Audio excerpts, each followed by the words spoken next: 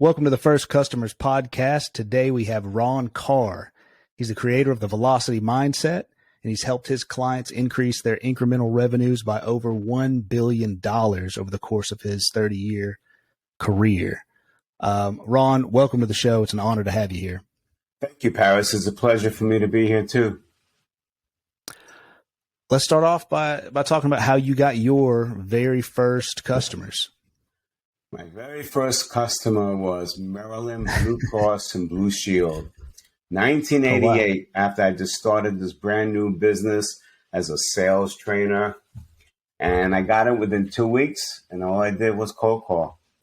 I didn't even know what I shouldn't be doing, but I just did it, in spite of myself.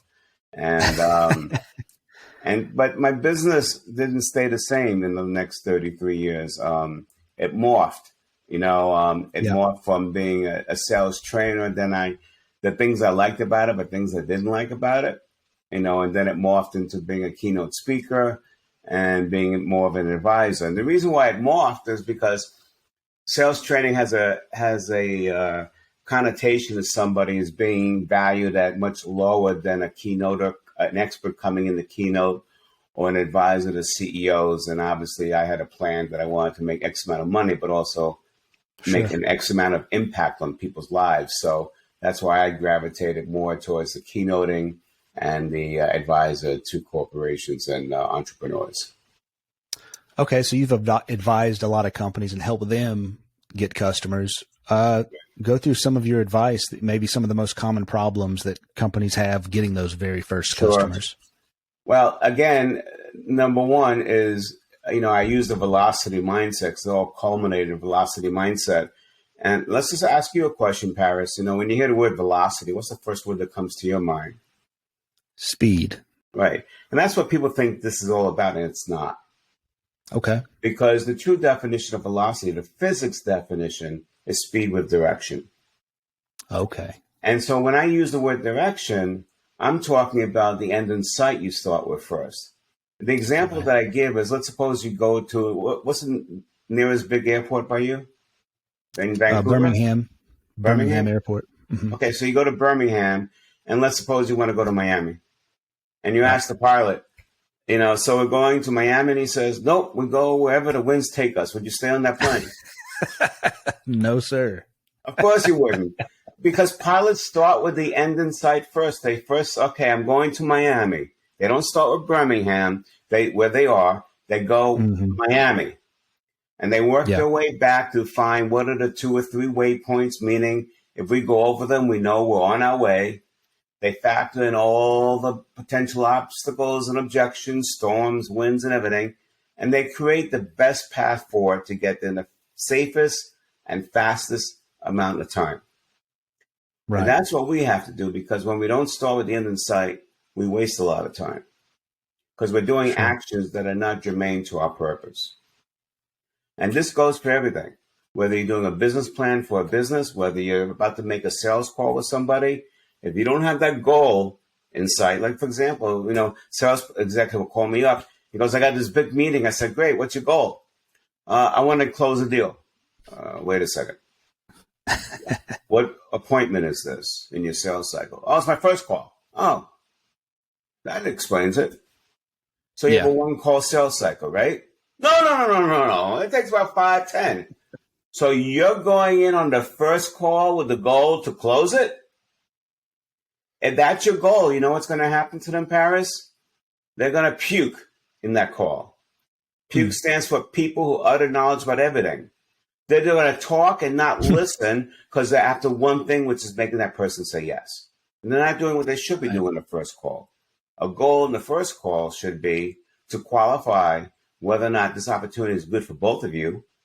And if so, identify the next step for it.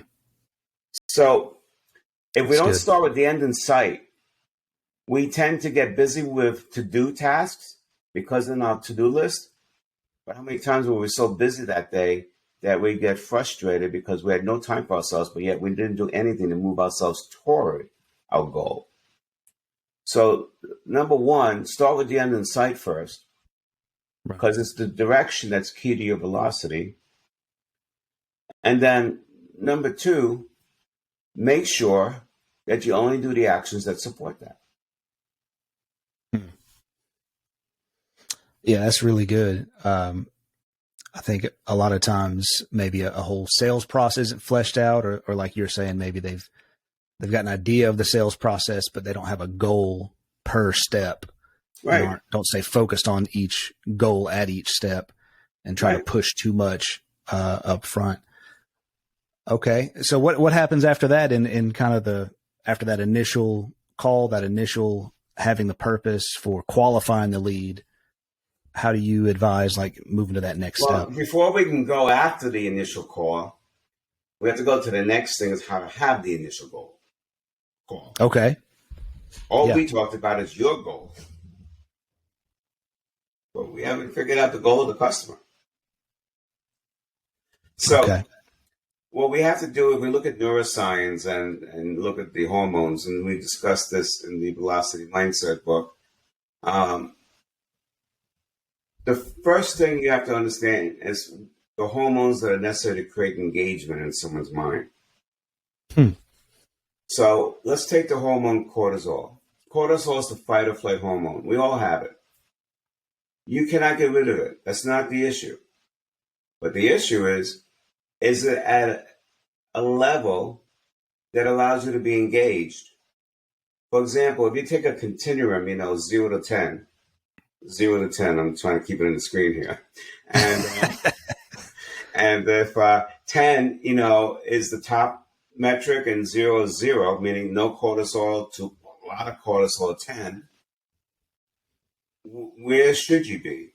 Well, 0 to 2 is very little engagement because the person's not really interested in what you're talking about. 4 to 5 is where you really want them. 4 to 5 is where they're really engaged and ready to go. If it goes above 5 to a 6, 7, they start getting antsy. Like all of a sudden, this is not meeting their needs, or they have what you're talking about. And if they think you're really wasting their time, it goes up to 7, 8, 9, 10. They're not even listening. They're fleeing. They may still be there physically, but they're fleeing in their mind. So you have to understand that the first thing you have to do on any call, phone call, email, in-person visit, you have to create a safe environment for them to want to talk to you or spend time with you. So you know that right at the beginning, their cortisol is probably in the 6 to 7 range. Because they know you're coming in, you're trying to sell them something, they want to protect themselves against being sold at Brooklyn Bridge and all that stuff, right? Yeah.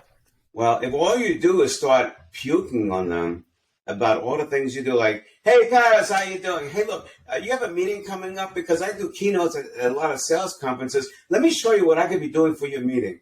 And all of a sudden, if you have that wall up that you're trying to prevent me from selling you something, are you listening to that statement that I just said, yes or no? Paris? No. Not if you came in at the wall, you hear a bunch of sales stuff, you get overwhelmed. And and what happens to your cortisol? Probably goes up. Goes up. So I'm even doing things that I shouldn't be doing because I'm not hurting. I'm hurting my cause. Right. Right. So how do you create an environment? Start by asking questions about what they need to accomplish, what they're trying to do. So Paris, if we started the phone call differently or the visit, whatever we're doing, and I say, hey, Paris, I understand you're a VP of sales, and you probably have some sales conferences that you bring your team together. Is that a fair statement? Sure. Yeah. When you're planning your next sales conference, which you're probably thinking about, what is the one thing you want to happen after that conference with your team? What do you want them doing differently? Like a sales training conference where they're getting trained. Whatever. Okay. The idea is more leads, more sales. Okay. Now, I'm going to ask you that question again. Mm-hmm. I want you to do the same thing. Okay. I want the audience this time to really look at you as you're answering. Right? Okay. Don't be self-conscious, even though you got 200,000 people watching this. Just we hope so, but yeah. Just for yourself, okay? Yeah. So, Paris, you're probably planning your next sales meeting. Is that a fair statement? Yes. Um, if you consider that sales meeting to be successful, what do you need to see happen once it's over? We'd like okay. You just did the same thing you did the first time, and I'm going to Okay. point it out. Okay. Were you looking at yourself on your Zoom picture when you did it? I actually had myself covered up, so I didn't see myself. I was looking off to the Actually, I'm going to ask you the same side. question again and be yourself, but uncover yourself. See if you can see it. Okay. All right. All right, so you're planning your next sales conference. You just said so. What is the one thing that has to happen for it to be a success when it's over? Did you see what you just did? Took a breath. No. Paused. What? Looked off. Rolled up. Okay. Okay. Right then and there was a change in the chemistry in your brain. When I asked you that question, the first time I did it, I was trying to tell you I was the best keynote speaker, telling you all the reasons I should, and you said your cortisol went up. This time I started by asking you, what do you would deem success to be, and what would it look like to you? Mm-hmm. Did you feel a change in your mental being when I changed to that question? Sure. I think there's a subtle difference there. Yeah. Where it's a different type of question. So it's like a different framework or framing of the situation. Okay. So let's do it again. First way. So okay. Pat, I know you're a VP of sales, and I want to tell you about a keynote that I do. It's called the Velocity Mindset. I've done it on 6 continents, helped a lot of companies go over $1 billion, and I just know that this would be great for your company. All right. Stop. Okay. Your cortisol is going up a little bit because I'm doing all the talking and everything. And you're afraid. I don't know. I mean, well, you're saying some big numbers and qualifications. Right. So it's like, okay, well. But now we're going to do it again. Hey, Paris, I understand you're planning a big meeting, and this is a very important thing because you have a big investment in it. For it to be successful at the end, what would it look like to you, success? We'd want to make more money from it. We want to land some more sales, close more deals. Okay, stop. Mm-hmm. Is there a difference in your being right now than the first time I did it a second ago? Sure. It feels like the first time you were kind of blasting forward and we were about to hear a big pitch. And then this second one was more of a conversational question. Right. But when I asked you, what would success look like to you? There was a change in your chemistry. Can you describe it for us? I guess it makes me think more internally about my own goals. Okay. Instead of thinking about you and what you've done. Good. And what else? Keep going. That's good. Keep going. So I guess the first one, it did make you sound more credible and things because you're listing off your credentials and everything. But it's like I felt I was getting pushed back almost, and I was more in listening mode, where when you changed it to more of that conversational question, it was more of an engagement mode where I felt like we were having a conversation. You wanted to go. Yeah. By me putting all that big stuff that we and it's all true. We increase incremental revenue over $1 billion on 6 continents and all that. Most people can't relate to that. Oh, okay. So you're building a connection. Yeah. Some more common ground. But that's a great word. So there's 2 parts to the body you got to worry about when you're trying to influence. And this is everybody, kids, parents, whatever. Heart and mind. Most people go to the mind. They start giving all the features and everything else and what they can do, just what I did the first time. Right. But the heart is where you get real connection. The heart is where you get emotional connection to want to now hear what I have to say when I go to that part. And how do you get to someone's heart? By helping them get to where they're striving to be.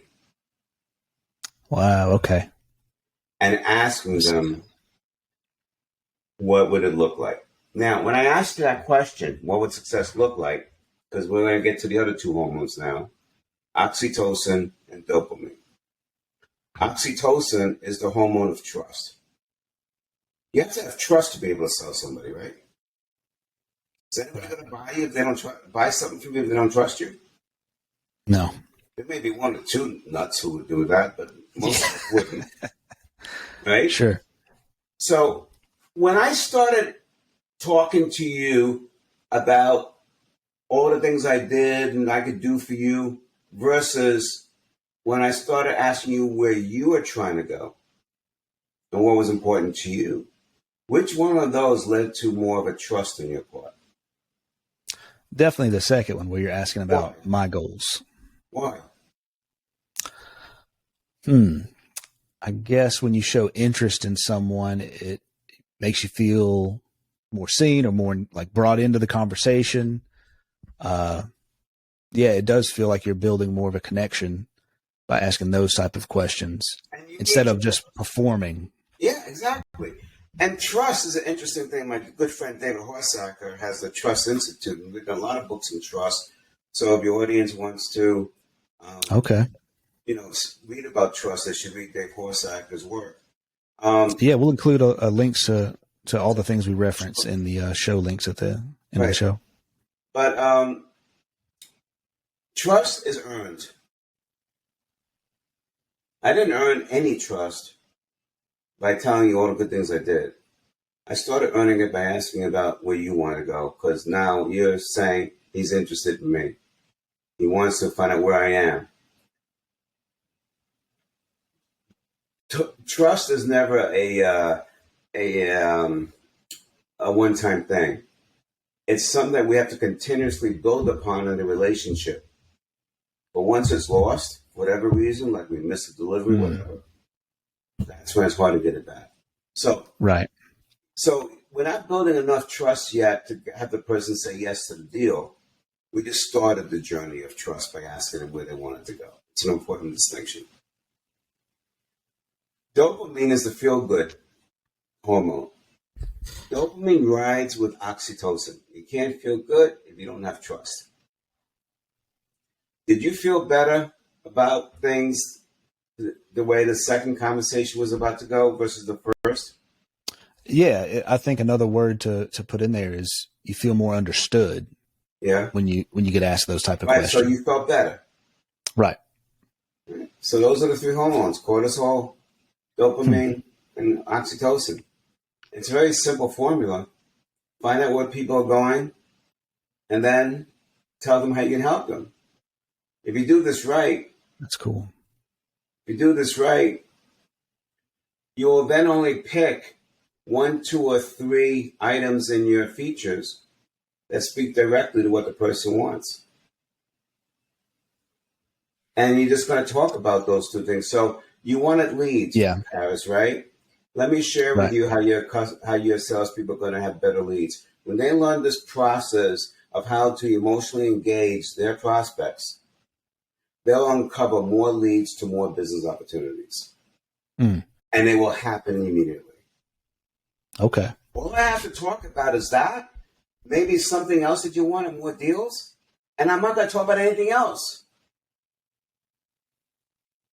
But so not trying to sell everything, just because like catering the pitch to what they want, not what it can do.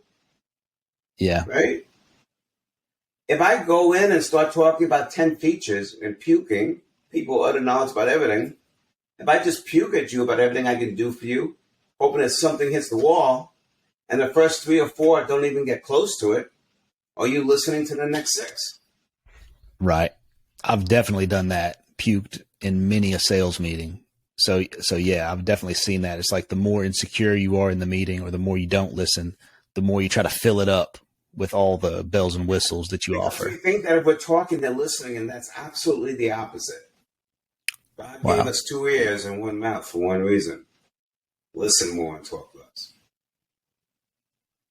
Yeah, that seems like anti-intuitive for, I think, most sales roles, or what you'd expect, like the stereotypical salesperson. Interesting. No, this is really good. So the velocity mindset, you've got a book written about fleshing all this out, all the processes. There's 2 books that address that part. Okay. Lead Seller, Get Out of the Way talks about the puking, and it gives you the actual questions. The velocity mindset, at least I'll get out of the way, is like a training program. It's great. Okay. That's solid. The velocity mindset takes it to a higher level by talking about the things that strip us of our velocity. And the hormones we just discussed, but it gets into a couple of other things. It talks about starting with the end in sight first, but there's one more part we didn't discuss that's in that velocity mindset that's really important. It is the personal obstacles we put in front of us, our stories. Let me explain what I mean. Okay. The world today is really a tough world to live in. I can say the same phrase to 3 different people, and they're thinking 3 different things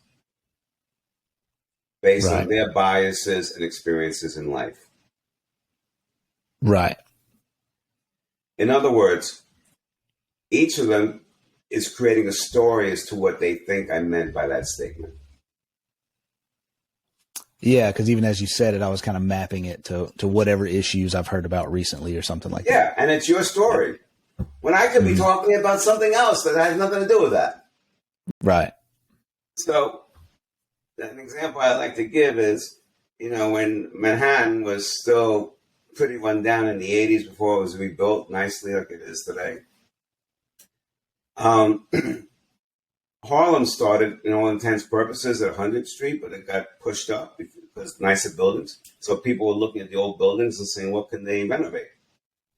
And the story I give is, let's suppose there's 20 people in 20 cars driving down this one street on 110th Street, and they see this big, beautiful, not beautiful, but run-down building that's deserted.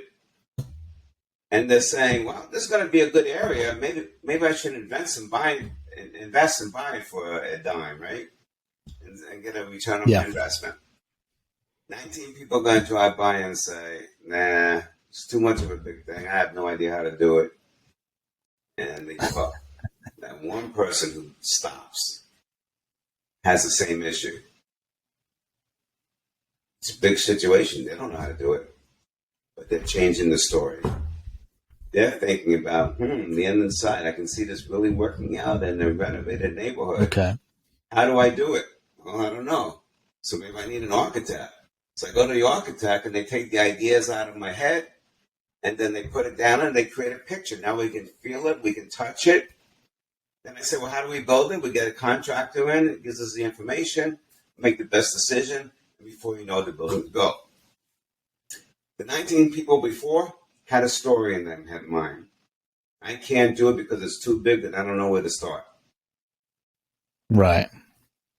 The other person had a different story. This is an interesting neighborhood. I don't know how to do it, but I'm going to get the best advisors and together we're going to figure it out if it makes sense or not. Interesting. So it's like the difference between almost a defeated mindset versus a growth mindset. Or looking for whatever instead it is, of focusing on the problem, looking for solutions. I'm not delineating that those are the 2 different ways we can go. Oh, okay. But I'm just saying we had different ways. Right. Right? Sure. Now, our past impacts the stories we make up. I had a tough childhood with my dad. It was not easy. And it led to a lack of confidence when I was young. And I always dealt with the story, I'm not good enough. Yeah. I won't be able to do it. And it took a long time for me to start reversing it. When I did, that's when my business and my career really started taking off. But how many times, to make it even simpler, does a member of your audience say, oh, this is a tough deal to get? They're going to say no. I can't see them saying yes. And then you go in and do a call. You put yourself in that story, you're going to puke and talk about it because you think they're not even interested. Right. But if you change it and say, well, I never did business with this type of industry, but I sure would love to learn about it and see if there's some synergy there, then you're going to do a different set of actions based on that story. Right. The point is that we all create stories based on what people say, based on what they do to us, And even based on what they don't say and do, because that creates a story. How come they didn't call me back? He hates me. He's not interested. You know what I mean? Yeah. Yeah. So we always have to monitor our stories, because if we're not operating under the right stories, it can hold us back. And that's a big part. Yeah, that's good. Of gaining velocity in your life. Yeah, that's awesome. That's definitely something that I've seen over the course of my own personal career, going from, like, I grew up poor, and didn't really have business examples or any, like, much success examples when I was younger. And over the years, like, I had to go through several kind of evolutions in my mindset after being around people who were successful and seeing how they conducted their lives and thought about situations and went after problems. I was like, oh, there's, like, people who think they're actually worthy of better circumstances, or worth actually investing in, and worth investing in yourself through better books or training or whatever. And that was just a new concept completely to me. But actually, there are a lot of your heroes today who fight that same problem. We have in the book how the biggest dilemma many of us have is the fraud concept. They think they're a fraud. Yeah. Wait till people find out. Tom Hanks has that. Every time he finishes a movie, he thinks that, oh my God, this is going to uncover me as being the biggest fraud in history. Seriously. We documented it in the book. Yeah. Right? Wow. A lot of people who are overachievers feel that, and you have to deal with that because of what your parents told you. Like, a lot of it happens when we're a kid. Imagine you want to go out for band in junior high school. 2 kids. They both stink. Right. The teacher goes up to kid number 1. You have absolutely no musical talent whatsoever. I think you should find something else that you're more passionate about. Kid number 2, same statement. You absolutely have no musical talent. I think you should find something else you're more passionate about. Kid number 1 says, oh my God, I'll never be a musician. There's no hope for me. And so therefore, they never ever take up music. They stay away from it. They don't go to concerts because they're just upset. And they know that they're not good at it. Kid number 2 says, screw this. That's what she thinks. I'm going to become the best musician in the world. And they go on to become the number 1 cellist or whatever. Because that chip on the shoulder is what's driving them. 2 people doing the same thing, but creating different stories based on how they were brought up, based on who influences them in their lives right now. That's why you always hear people saying, I used to, when I first started my business in 88, I moved into an executive suite across the street from where I live. And, because I needed some interaction with some people. And I walked to this other guy. He represented a computer company, really nice guy. But man, he was so negative. Every morning I want to start my day after I sit down and have a little chat with him. I say, hey, how you doing? Good. So. What do you mean so?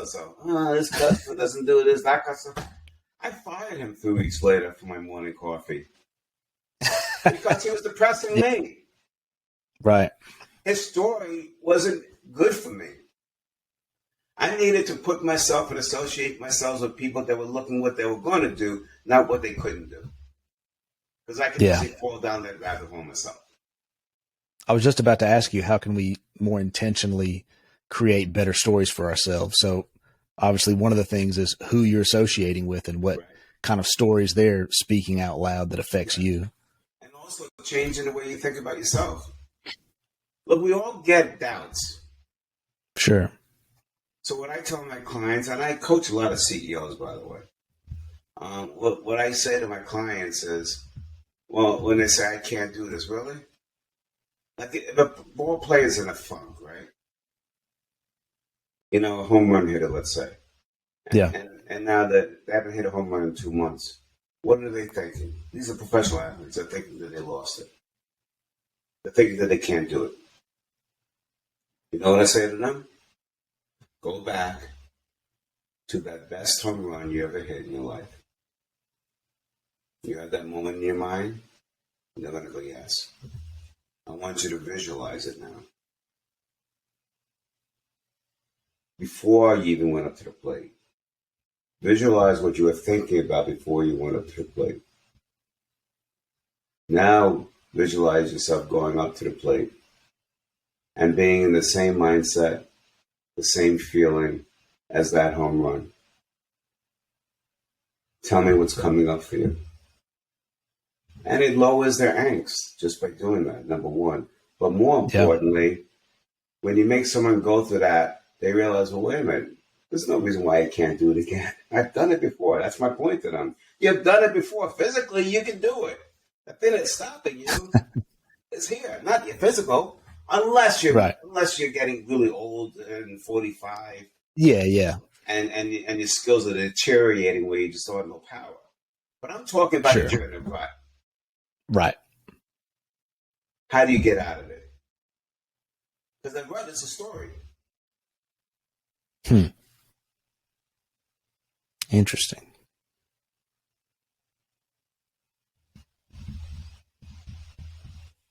Okay. So it's almost like you're doing a little bit of self-programming. Everything is programming. Our brains are computers, just like the computers we use to do Zoom. Garbage in, garbage out. Right. If you don't like what's coming out in your story, you got to put different information in. You might as well go back to the times you were successful versus thinking about how this is not going to be successful. Yeah. So since this kind of the overall theme of this show is helping people figure out what others are doing to get those first customers and kind of those first moments. Let's say somebody's starting out and they don't have past successes yet. They do. To go back to. They do. Okay. They have success. Look, they may not have successes in the exact business that they're starting, but they have successes of how they started something new in the past. They have successes of how they took a risk in the past. Because anybody who starts a new business is a risk taker. Sure. To some degree. Yeah. So just go back to the times in your life that shows that that will serve you well, that says you could do this. Or if you're starting out a new business and trying to figure it out, go back to the last time you started something new and figured it out. You have experience in that. So basically lean on any past wins you can internally to kind of help you motivate yourself through any kind of ruts or downtime. But I wouldn't say in the way you said it, because also the voice is lean into any. That means you're desperate. I gotta create one. No, you got them. Is what I'm saying. You have them. Okay. If you allow yourself to think along the right mindset. All right.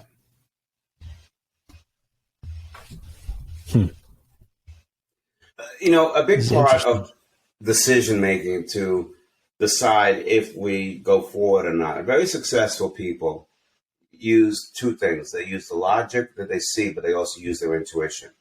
Now, when I started learning, I'm former president of the National Speakers Association. I know a lot of the top experts in the world. When I first joined NSA in the early 90s, and I was in the New York chapter, there was a friend of mine. She was also a past president of the chapter like me, Nancy Lozano. She was an intuition expert. And I love Nancy, but she was talking about intuition. At that time, when I started my business in '88, I was still too much of a young buck. Intuition, that's BS. Give me something that I can wrap my hand around. Yeah. But I got to tell you, I became a convert over the last 20 years because I've studied it. And when you think about intuition is nothing more than your subconscious. It's a combination of everything you know the world to be. It's a combination of your experiences. It's a combination of what we want to do and don't want to do. And sometimes when I have a tough decision to make, do I call this guy again? He hasn't returned my call in 5 days. Or do I do this? I immediately say, what's my intuition? Because it's down here. And I trust it. You have to, as Paul Dominguez says, you have to listen, trust, and act on your intuition, because this, how you feel, tells you. So people that start a new business, they wouldn't be doing it if they didn't intuitively think that they could succeed. they already have inside of them ideas of when they tried something new and they succeeded. You see what I'm saying? So we all have it. Well, let me ask you this question. You started a new podcast, right, at some point? This one? Yeah. Right? When you had to make the decision to go or no go, there's going to be expenses and time involved. Right. What made you think, without history, you haven't done the podcast before, what made you think you could succeed with it?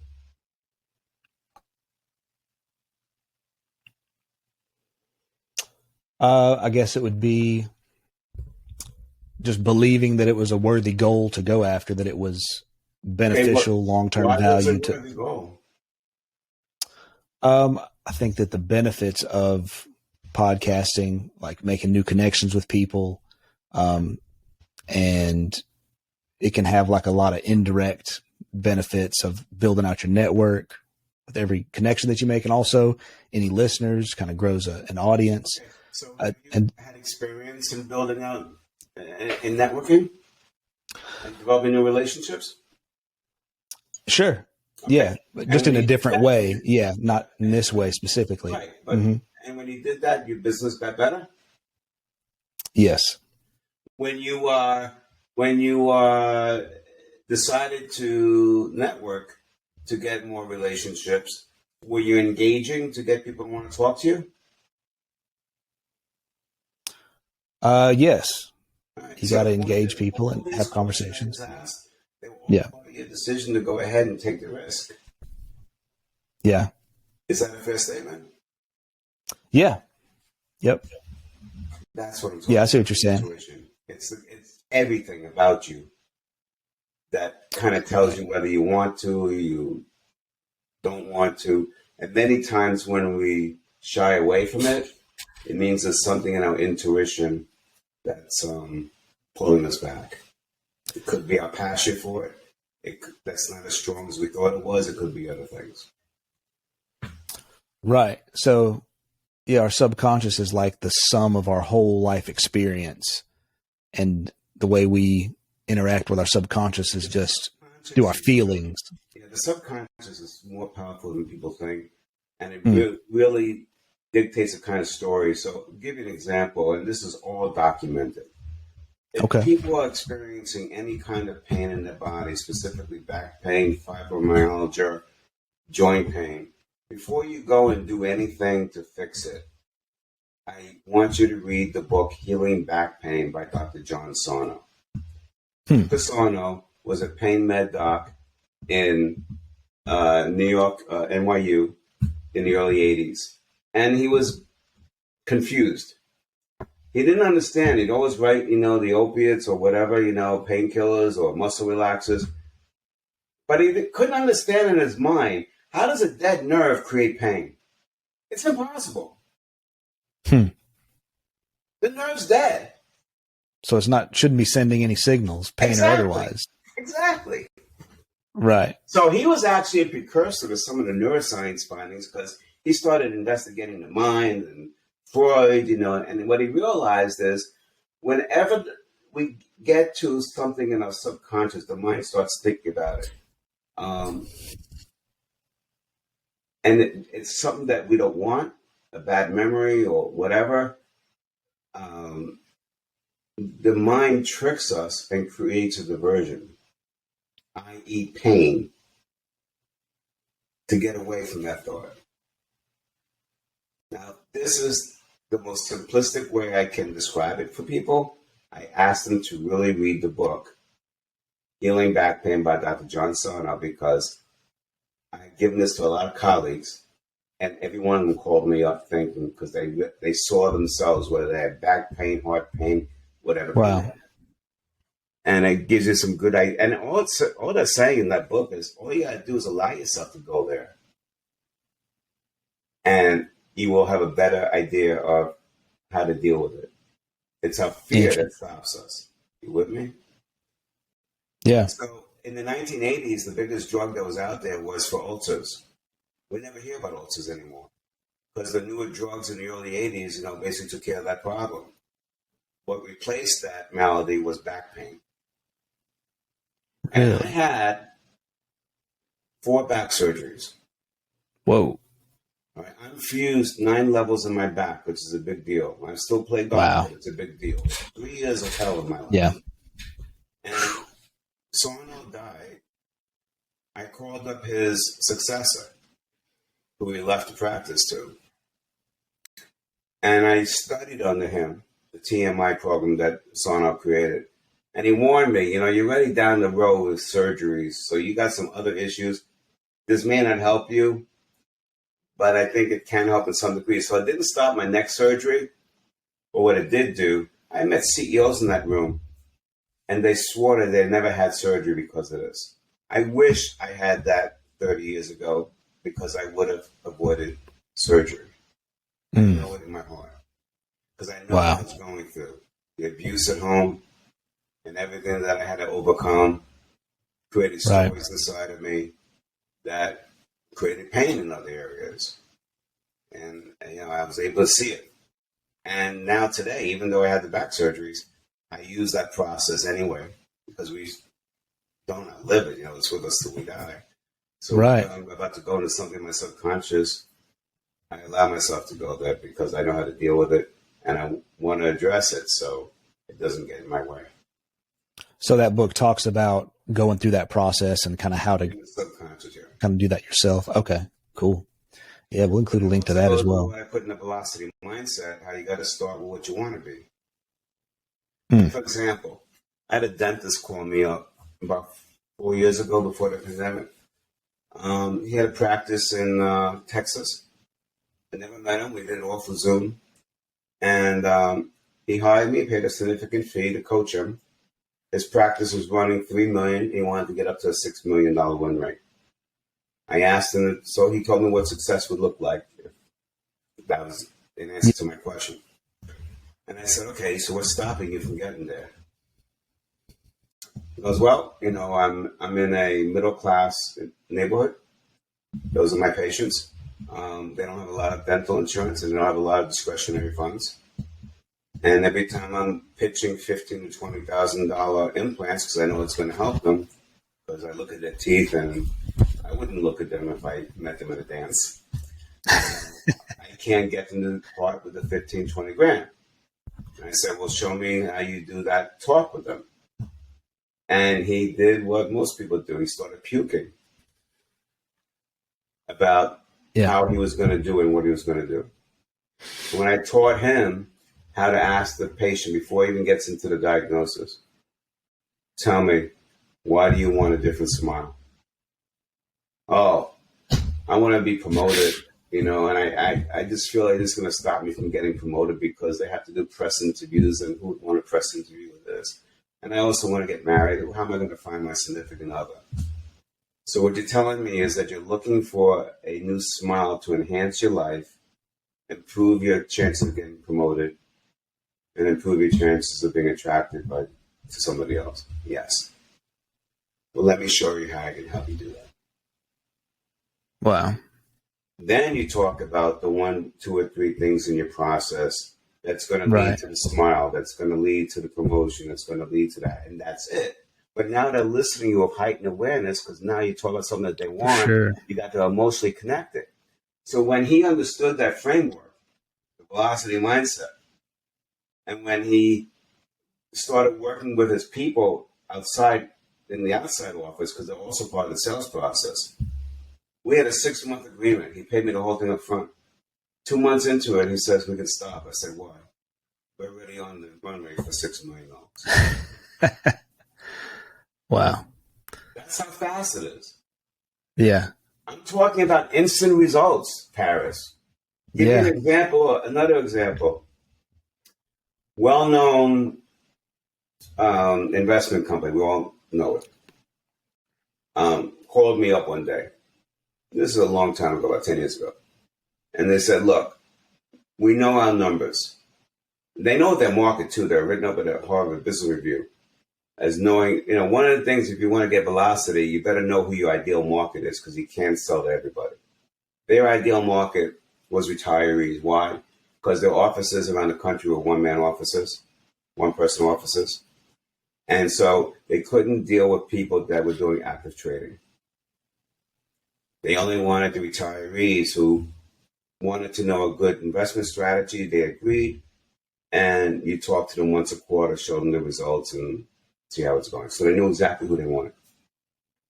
They knew it took 5 calls to get one of those clients on board. They wanted to reduce it. We reduced it to 3 calls. Wow. How much money can you generate more in more deals by reducing your sales cycle? So the way it was, I went out and they actually cold called in some of the neighbors in the suburbs of Chicago. And I went with them to test how it went. And the first guy was a great guy. You know, he was a 2 to 3 year tenure. We get into this older couple's house, pictures of the kids, the grandkids, Chicago Bears. And the first thing he did was spend 12 minutes, I counted it, 12 minutes, trying to create the social relationship. Tell me about all those kids. They're so great. Who are they? And they're telling, oh, the Bears was a bad game this Sunday, wasn't it? And I was just looking at the couple's eyes.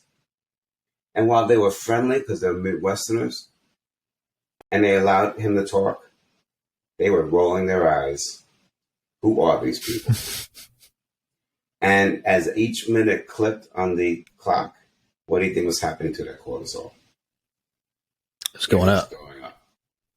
So when we got out of there, I said, I want you to do something different. He goes, okay. I want you to go in the next house and say, I represent so-and-so. I'm not here to talk about stocks and bonds because I already know you got something. That's not the conversation I need to have. But I do have a question to ask you. That would be okay. I said, well, when it comes to your future, what are the 3 things you need your money to provide for you? And I stumbled onto the eyes rolling up because we didn't have the neuroscience findings out with the dopamine and the cortisol and all that. But I saw their eyes roll up. And they went straight to the 3 things: retirement, college fund, and whatever. Yeah. So, and he got that information from them. We were only there for 2 minutes. He got more information in those 2 minutes than he got in the first call that took 12 minutes just to build a social relationship. And everybody thinks that's the biggest thing that you need no, you need to build relationships.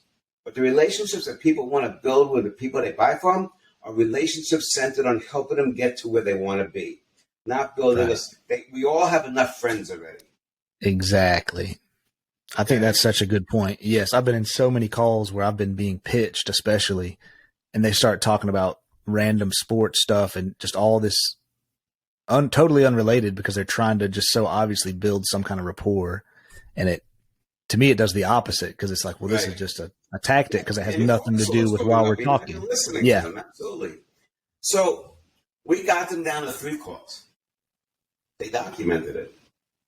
Wow. How much more profitable did they become? How much more velocity did they gain in their lives? Yeah. So then I'm out there in one of my visits, and the training partner says, "Hey, we got a class in. When you come back, can you just do a 1 hour of your stuff at the end of today?" I said, "Sure." So I did it 1 hour, given the question we use and the whole process. That night, we all stayed at the same hotel, and at 11 o'clock, my phone rings. We're going, "Who the heck is calling me at 11 o'clock?" And the guy, I answered, and he goes, "Listen, I'm sorry to wake you up, but I got to talk to you." I said, "Go ahead." It was one of the people in the class. He was a 4-year veteran. He said, "I got to tell you, I tried what you said we should." I said, "Well, tell me what happened." He goes, "I had 2 widows, both with $100,000 to invest.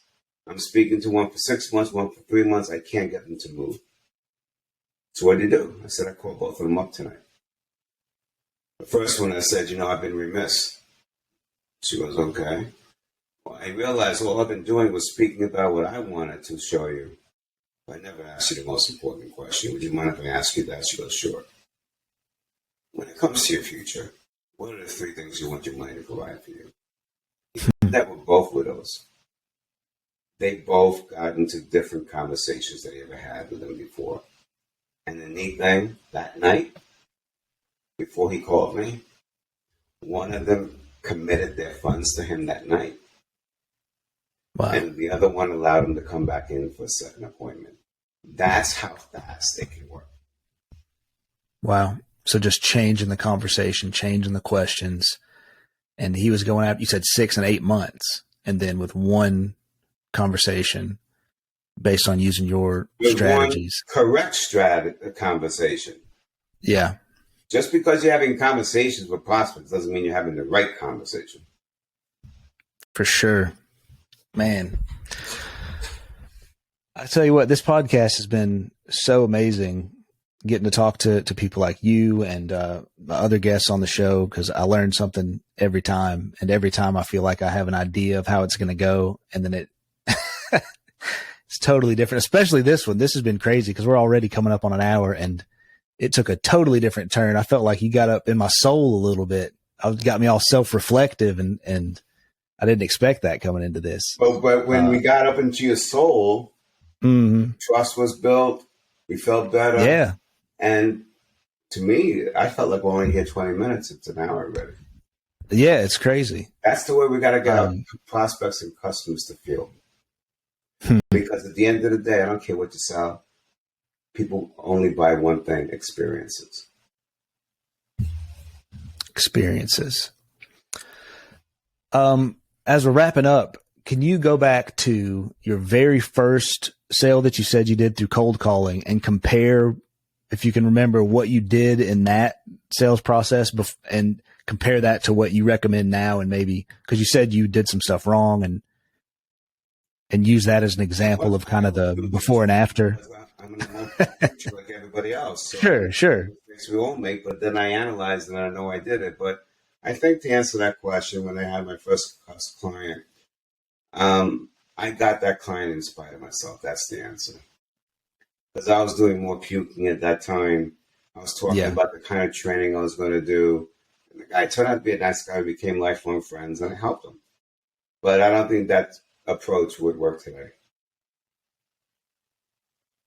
Yeah. As you were talking about the different scenarios, especially with that last one with the different widows and how change the questions, change the outcome.